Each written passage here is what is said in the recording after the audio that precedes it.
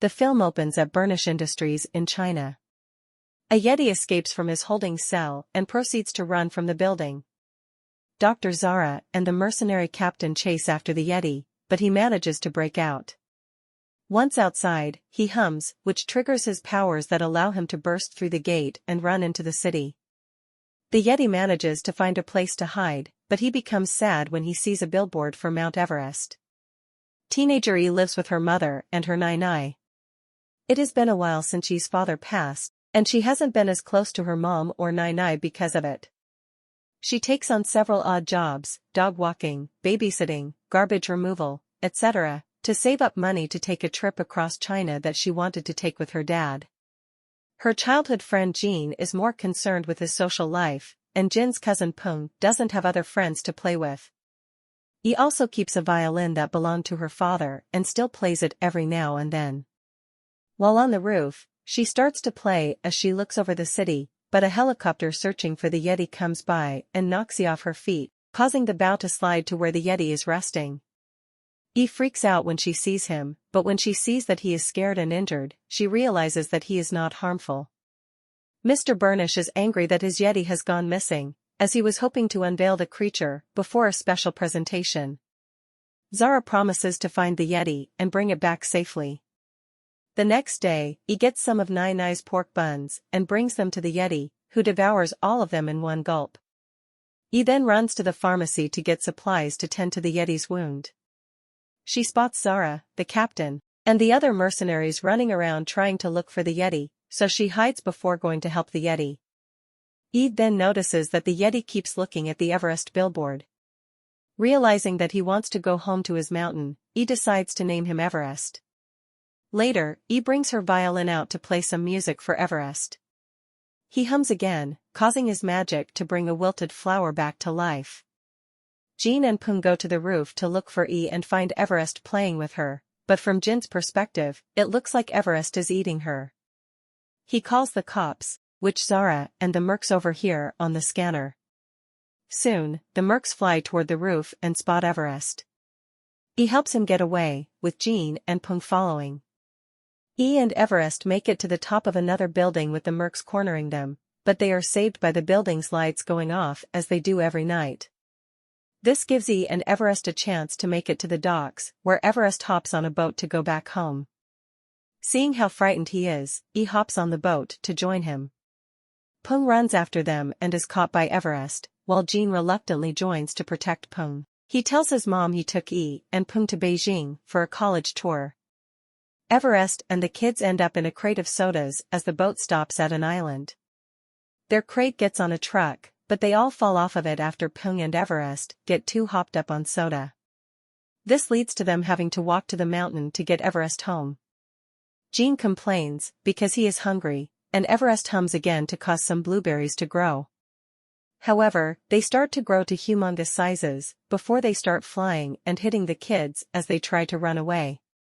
They end up resting for the night, with E noticing that Peng and Everest get along so well because Everest is basically a child who misses his family.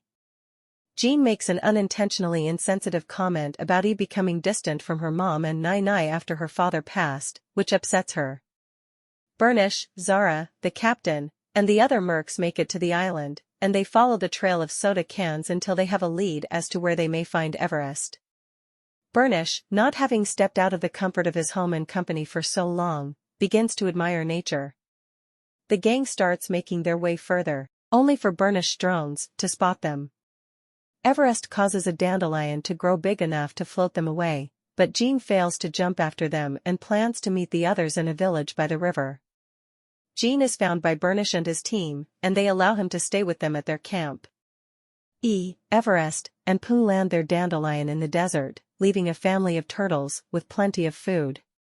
They stop to rest again, but he feels that this whole mess is her fault. They then notice fish swimming upstream in the river, and he tells Peng that these fish don't give up, and so they don't have to give up either. They proceed to keep moving. Jean can't sleep and he begins to walk outside. He overhears Zara talking to the captain. She drops her British accent and reveals that she never cared to bring Everest home safely, but rather to profit off of his existence, and she doesn't care if she has to hurt the children to get him back. Jean tries to steal a motorcycle, but it rides off a cliff from under him. He ends up walking and going through treacherous terrain until he finally finds a vendor that gives him a boat in exchange for his phone. The other three board a train that takes them to the village. E and Pung try to sneak Everest through the crowd with the other yaks, but Burnish and his team have spotted them. Jean arrives in time to get E on the boat, while Pung causes the yaks to stampede and create a diversion. He and Everest join E and Jean, but the captain turns the van with him, Burnish, and Zara inside into a water vehicle.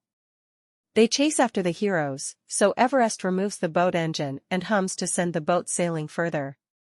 They hit the land, but Everest's magic causes the field of flowers to create a tidal wave that pushes them to safety. Even Burnish is amazed at this power. The gang crashes their boat on another island. Yi's violin is broken, and she runs into the forest. Jean follows her and asks if she is okay. She expresses her whole problem with her father's passing, and her distance from her mom and Nai. He even admits that she hasn't cried over her dad's death yet. When they get back to Pung and Everest, they find that the two helped fix Yi's violin by using Everest's hair as strings, giving the violin magic powers. Yi then looks at the pictures she had saved in her case of all the places she wanted to visit with her father. It turns out all the places they have just been to in their adventure were all those places, but there is one place that she hasn't seen yet. The gang moves forward until they reach the Sichuan Buddha statue. Yi becomes emotional and starts to play Fix You, as her father did, on the violin. The magic from Everest's hairs causes the statue to become covered in flowers.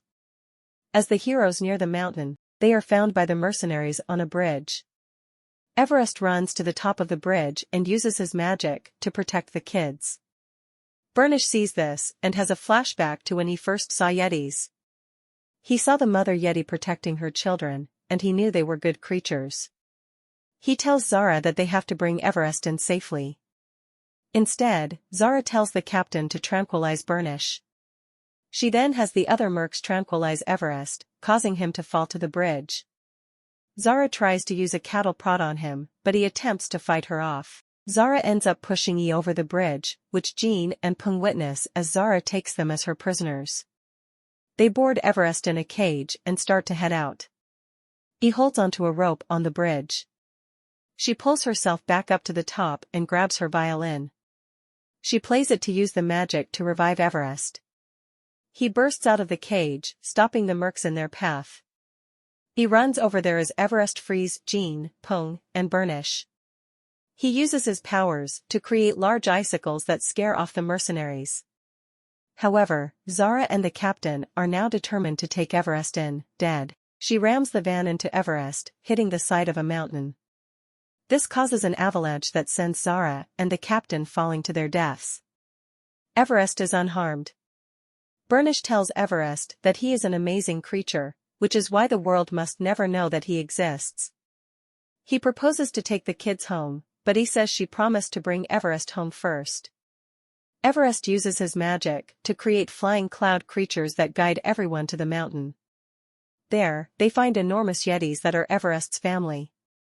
He runs into their arms, and his parents respectfully nod to Yi in gratitude. The kids bid their friend farewell. Bernie takes the kids home. He runs to hug her mom and Nai.